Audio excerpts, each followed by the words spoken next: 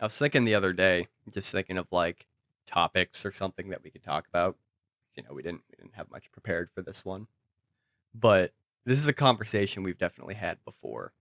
So I want to say it was like Friday. Friday we were supposed to get some more snow, but luckily it didn't happen. But when I was there, I was thinking about like getting gas for generators, and we were preparing for if we lose power, which is like usually what we do Hmm. before it snows. And of course, I just, me, I'm always thinking about weird shit. I started thinking about like what would we do without electricity? Because like if we lose power, we have our generator, we fall back on that. But like, what if electricity just like fell out indefinitely? Like whatever situation you want to think of, like natural disaster, apocalyptic, like the government just shuts the grid off. Who Well, knows?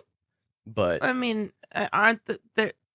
I mean, I would say that I think one of the first things that I'd invest in is figuring out a way to get a wood burning stove in our yes, house. yep, Because I think that was pretty common before yeah, electricity, is some sort of stove. And that thing heats your guys' cabin yeah.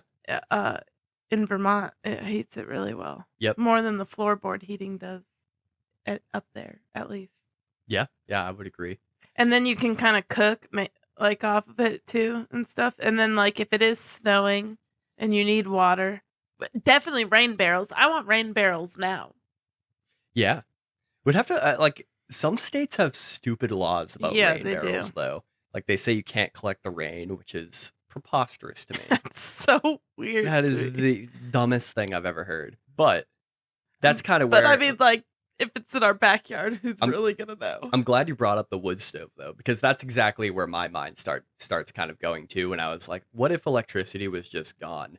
And I kind of like look at the layout that we have, and I started thinking of stuff that we would have to get or at least have on hand to like fall back on. Because obviously electricity has really only been around for a short period of time, and like humans and civilization still thrived and persisted without it. So if electricity was just gone, like I think people would think it would be a disaster for some people. But I think pretty quickly humanity would just be like, oh yeah, we can still do this. I mean, it would probably be pretty dark. I It wouldn't be the best, but I don't think things would completely fall apart. I think we would just fall back on those like previous technologies that we have that we don't I use anymore. disagree. You disagree? What do you think would I happen? disagree because I feel like not even people our age weren't raised like us to spend most of our time outside Yeah, and to, do some harder work. And yeah, it is harder work and it would be a hard adjustment. And I do believe you and in our family, I confidently can say, yeah, we'd be fine without electricity. We would figure it out. yeah. But let me finish. Oh yeah, go ahead. But in today's world, because no electricity means no cell phones, Hmm. no internet, Yep. something that especially the youth today is so reliant on. Dude, I didn't have my first cell phone till high school. And to our parents, that's preposterous Yeah. because they didn't have those at all. Hmm. Like the coolest thing they had was like the car phones. You ever see one of those old cars that like has the phone in it? Yeah. Yeah. But and even then that was advanced for them. Or imagine the first computer your family had Yeah. and that kind of stuff. Most people younger than us don't have that experience. Yeah. They never knew the box screen of stuff. And I'm just saying I think you have a lot more faith in humanity than I do. Yeah. And that's what I was gonna say too. Is I was gonna say I think when given no other option, I think more people would adjust than I think you would realize. Like when it's like either die or adjust, I think most people are going to adjust. But I think you're going to have I think it's going to be more of like a 60-40 split that could go either way. yeah, I think you're going to have a lot that are just like, nah, I'm done. I'm out. Then you're going to have the criminal because you're forgetting about the whole other thing of why do the work myself when because it makes crime a lot easier to get away with. Oh, I know. You don't have any of that electricity, that technology, that kind of stuff that they have nowadays. Yeah. Can you imagine how easy it was to get away with murder in like the mid 1800s? You just had to Yeah. go to a different state. Like, just go to a different state. Yeah. Or imagine and claiming then leave. property even before then. Yeah. Like, no, this land's mine. I killed the family that lived here first. Yeah. So, Yeah. if you want my land, you're going to have to fight me for it. Yeah. But anyway, backing off the more darker realities of the scenario. Like, in this scenario, like, electricity's not coming back. Like, something happened, there's no more electricity, and we have to adjust. The three big things that I think right away would have to be our priorities is shelter, heat, and water. Mm-hmm. Those three things. You already brought up the wood stove. That would be that's an easily attainable thing. Like, we could pick up like a little shitty wood stove somewhere and not even install it now, but just have it on hand if we needed it. Very easy to install. One thing I'll add is something to be self-sufficient with food as well. Because no electricity, banks are going to be a mess. Yeah. Where's most our money? Yeah, exactly. And, how long is it going to be until that money is, out and worthless. And worthless. I think you would need a good setup for growing. Yeah. Where we don't have much property. And you can grow in like the spring and stuff, but if it's the winter time, like you're gonna have to hunt. Like hunting would probably be the big like the mainstay for the food, even in like the summer and stuff like that. Where we live though, I would almost try and like team up with our neighbors. Oh, you'd have to. Like, because they have more property and that kind of stuff too. And it's not too many people, we're not like in the suburbs. Yeah. Yep. It's not too many people. Team up where everyone's benefiting someone somehow. Yeah. Like we get all the chickens together. Now we have to consider some of those are going to be meat birds. Yeah. And some of those, and we're going to keep them breeding and we're going to save our eggs and all that fun stuff. The big thing for that is, but if we do have meat birds, you have to think too, how are you feeding them? You're growing. Yeah, you'd have to grow. You'd have to get a greenhouse. Yeah. Greenhouses you can build without electricity. Yeah, you could. There's stuff you can grow in the winter too. It'd be a lot harder, but it would be doable and definitely worth the work to keep your chickens fat, healthy, and ready to eat. You'd also have to learn different techniques of like preserving the food too, because if you're storing it all, I guess the winter isn't too bad if it gets really cold, because you could freeze it. But I mean, you won't. Without electricity, you wouldn't have any refrigerators or anything anymore. Yeah, you'd just dig like a cellar to where it naturally stays a little bit cooler. You'd have to can like fridge temperature. Can. Yeah, you'd have to can stuff, and then you'd probably want to learn how to like dry and salt meats and stuff. You're getting me into like doomsday prepper mode, which is what I always want to do. I want to have shelves of canned food. Oh yeah, that's like already canned. I want to get into canning. I want to have those nasty, ready-to-eat meals like MREs, but they have other ones for doomsday preppers specifically. Yeah. They don't call it doomsday prepping, but they call it, rations for. But especially if you have a family, you should have that kind of stuff prepped away. Yeah. Because you don't know what could happen. I mean, even without internet, you're going to see some drastic changes in people. You're going to see a spike in crime. You're going to see people not knowing what to do. Yeah. And that's like, say you still have electricity, but you don't have internet now.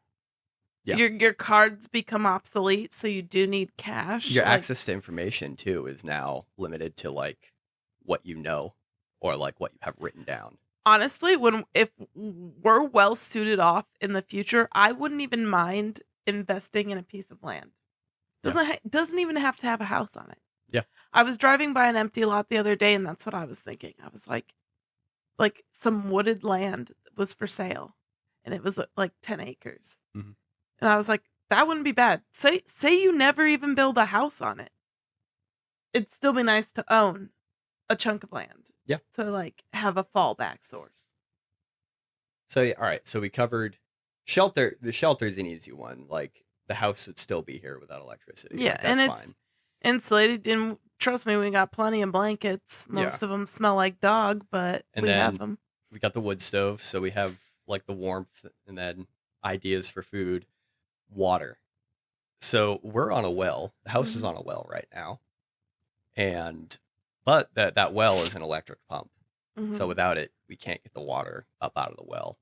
So You could find a way to get it it's out very with easily. a manual pump. The manual pump.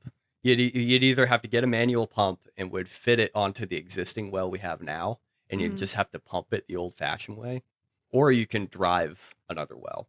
Yeah. Driving a well isn't that like difficult. Like you get basically what you can buy these kits at like Home Depot and stuff. There's like this big iron thing, and you drive it into the ground, and then there's like these big stainless steel like pipes that you just connect to it, and you keep driving it, connect it, keep driving it, Yeah. and then eventually it gets down there, and then at the top you attach one of those manual pumps. Yeah, that you know my usually family have- drills wells for like Really? a business. Yeah. More commercial, but Yeah. yeah. That's what the distant side of my dad's family does. But yeah, so that was another thing that we'd probably just want to have it on hand, even if we didn't like drive the well. Mhm. Just have one of those like hand pump well kits like ready to go, like if we did need to like establish a new well. Because then once we have that well, I mean, getting the water out of there isn't too bad, and then I mean you just boil the water to like purify it and whatnot. And you'd have the wood stove. The wood stove would have to be for everything. Like would cook on it, would boil water on it. It would be for heat. Would have to use that a lot more. But yeah, food, water, shelter, warmth. And then I think with that you could sustain quite a while. And as you said earlier, a lot of our energy would probably just day to day be going into like maintaining food. Yeah. Yeah, because once you have Food the and well, animals, water's good. Yep. As long as you have some kind of system in place to maintain your food. But I don't, I don't want to like dive too deep into like the human factor into it, because then you're gonna have people that are gonna get like desperate for resources. That's and why they'll be I do. fighting That's and why all I of that. do think you need a community of people, and I think we're Yeah. in an ideal area for a community of people. Yeah. Because right now it's all like everyone pretty much keeps to themselves, but friendly enough. Yeah. But like that's who I would want to be like in a community with. I can tell you a handful of people I know I wouldn't want to be in a community with. Oh yeah. And I won't say that obviously for self-incriminating reasons, I guess. Yeah. But I definitely know by because growing up, my parents are always talked about who you want in your foxhole. That's who they always talked. And that they go, you want somebody you can rely on. Yeah. Beyond emotionally. And like, I mean, that came to marriage, that came to the people you surrounded yourselves with, like, and it wasn't like a strict thing. It was just something I always had in the back of my mind. If I was in a foxhole with someone, who would I want it to be? Yeah. You have to be able to carry your own weight, Mm-hmm. and then also have some to spare for others as well. Like if you have those handful of people that don't do anything and they're kind of just relying off of everybody else's work, that's where it kind of starts to fall apart. And in a situation like this, you do need some sort of self-defense. Oh, of course. Yeah, that goes without saying. You do, just because, I mean, Because, criminal activity happens when there's, like, it spikes whenever there's a big change. Yeah. Not even as big as losing internet or losing power. There's criminal activity spikes for less than that. Yeah. And like we were just saying, too, if you get all these resources together and you have a good system and you're sustaining, there's going to be people that aren't going to have those resources. Mm-hmm. Like, and this isn't like talking down on people that don't own a house, but like if you're living in an apartment and that happened, you're kind of fucked. Mm-hmm. Like you don't have the resources available to you. And then those to do that stuff that I'm talking about. yeah, You know? and then those that do have to be careful at who they accept into their community. Yeah. You know? Yeah. Because I love the idea of like non-cult communes, like where everyone works like to keep the food sources up, because there are those places, you know, it's like several houses on one plot of land, but the land is shared and it's communal.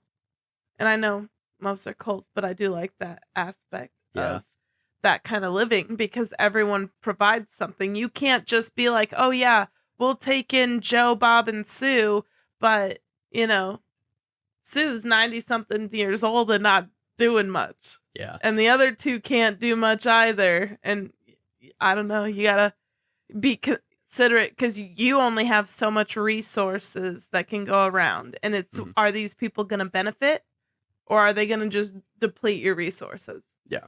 And I think that's a good point to make too, with not just carrying your own weight, but like what I mean by carrying your own weight is you as an individual have to contribute to the resources. And I think you have to bring something in and bring something to the table that is useful. Yeah. So and I think that's the area where I would have a difficult time, because I do genuinely just want to be helpful. Yeah.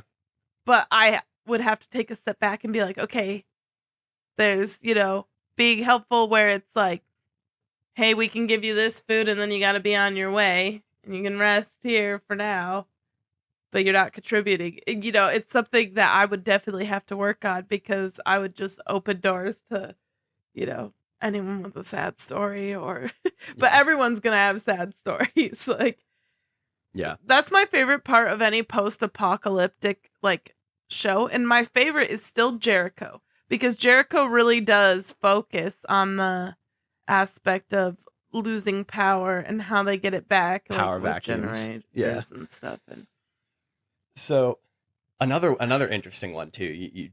You touched on it at the beginning of the conversation here, and I think this is something interesting to think about is the communication aspect too. Like, we're so reliant on electricity for communication right now, whether it be phones, but even if like cell phones and like say all the satellites fell out, we still have all the landlines and like the previous technology to fall back on. But in this scenario, all electricity's gone, so you can't fall back on the landlines, can't fall back on the phones. But we do have, before that, was the postal service. That would, and that's why I don't know, I've heard years ago, I haven't heard it so much now, people talking about like, you don't really need the postal service anymore because there's companies out there that are kind of doing a better job than they do anyway. But I think that kind of always, the postal service has to stay active, because that is our last like fail safe for like disseminating communication. But is it gonna stay active? No, but I'm saying, but is it gonna stay active in a situation like this? I would hope so. You would because hope I would hope, you can't guarantee it. I would hope people would realize like, oh, that's our only like way for mass communication now, is like we would have to resort back to like passing letters. Oh yeah. Like, and I would hope that something like that, they would realize the value in the postal service and keeping that alive during a time like that, because that would be like the linchpin of keeping some kind of society together. Yeah. Is having some way to communicate over a large area in an environment, in a world that we're talking about, you know? I don't know. I just don't have faith that it would hold up in a society that is maybe not at first, at least not like at first, everyone's going to be worrying about themselves. How are you going to have employees for the postal service and that kind of stuff? Maybe later it would come down the road where they're like, okay, we need to enact this again. We need to get a postal service. I think maybe later, but I don't think we'd have it initially. Yeah, I think you're right. Like the immediate like knee jerk would be like, okay, this isn't top of the priority list. But I think that would come up to like the top of the priorities pretty quickly. But then you have to consider like, what if it doesn't? Yeah. What if it doesn't? I mean, if it doesn't, then somebody else will just. Then you have someone in your community as a messenger. Yeah. Eventually, yeah, like communities would be like, okay, we need we messengers. need messengers, yeah. Yeah. And at that point, you're not kind of thinking mass communication. You're thinking of just the communication between the people you need to have communication with. Yeah. And honestly, the people we need to have communication with know where to find us. Yeah. Back in like the 1700s, when that was the main communication, like mass communication system, was like the postal services. Newspapers. Yeah. But back then too, like, think about a lot of the times if you were born like in a really, really rural area, like there was a lot of people out there that never left those towns. Mm-hmm. Like that town and the surrounding towns around them was like where they spent their entire lives, and that was their entire world. Mm-hmm. You know? And it would come back to that. Like your whole like global view would now just be like the immediate 50-mile radius within you. Yep, it would just be not even 50 miles. Yeah. It would be like your town, and maybe the surrounding towns would be like your whole world now. Mm-hmm. You know? I'm okay with that. Yeah. But I don't know. I love talking about stuff like this. It's fun to, some people talk about like I think the appeal of like the whole like doomsday prepping and like having these conversations, it's not like you're not hoping this happens, you know? No, it's the what if. Yeah, it's like it's the what if. It's the kind of just putting yourself in that mindset and being like, okay, what could I do? How would I navigate those seas if that actually happened? You know? And you never know, like maybe having that like your world shrunk into something like that, maybe you would start to become happier. You know, eventually, especially if you like get a good community where you become stable. Like it depends on the area you're in, for sure. Yeah.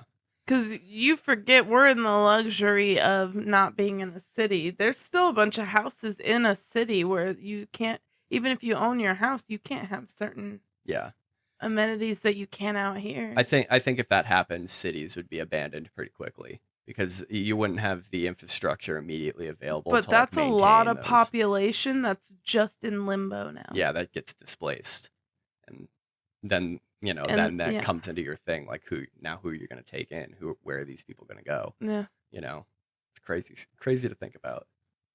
God forbid. Hopefully it never comes to that, but. Yeah, I think if I was in a situation like that, like where we lived like in a city area, I would probably head for like the nearest like protected land, like national parks or like open space, and build a little shelter and just claim a little plot of land, and then start having all those things, the wood stove, that stuff, as best as I could. Yeah. Because that is where I can think of where there'd be the most space with the most wildlife. Yeah. Are these open spaces and protected lands. Yeah. That, that protection is going to go out the window for those. And, like, I think if you're in that position and you were like someone from a city who got displaced and had to do that, immediately you have to be a minimalist.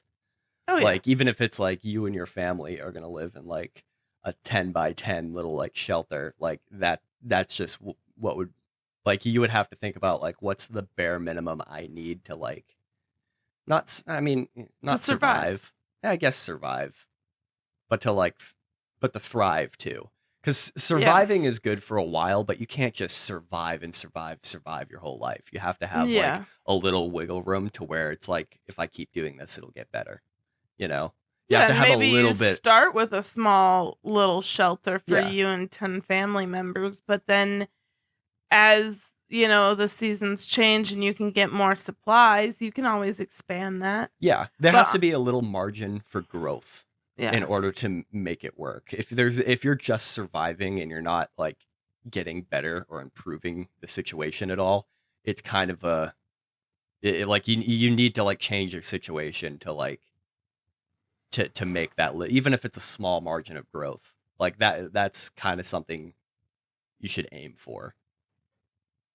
Because like if you're going out to like a national park and you have that shelter and you're just surviving and you're not getting any better, then, I don't know how long you're going to last like that. Fun stuff. Sure. Sure. You seem stressed. No. No. I do think you have a little too much faith in humanity. Yeah. I mean, realistically, I like to have faith in humanity, but at the same time, it's like I try to be optimistic, but realistically optimistic, you know? I'm realistic, What do you mean? pessimist. Yeah. Because, like, Because I honestly, would yeah. rather plan for the worst. Yeah. You plan for the worst, hope for the best. You know? Yeah. That's, I think, the way to go about it.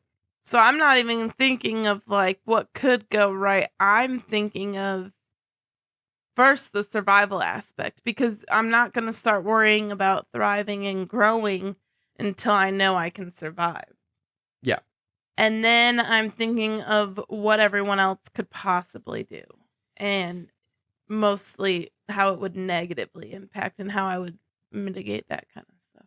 Yeah. But that's just my thought on it. Because I'd like to say we'd come together as a stronger community and Yeah. world, but I mean, I think some people would, some people wouldn't. Like, it's not going to be. It's not going to be like one way or the other. You know, it would come down to like the immediate people you're with. Yeah. And that's really what it's going to come down to. Yeah. Is that your only thought for today? Yeah. We've had this discussion before, like one night when we were like drinking, and it was just you and I, and we talked about this for hours. Yeah. And I remember after we did it, we were like, we should have did a podcast on that. Yeah. And it was like, oh yeah. So I've wanted to do something kind of like this for a while, and I thought today with like the snowstorm, I was like, this is perfect. This is a perfect one to do today.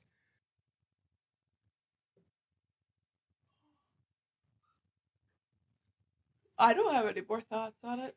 Yeah, me either. I think that's a good one for that.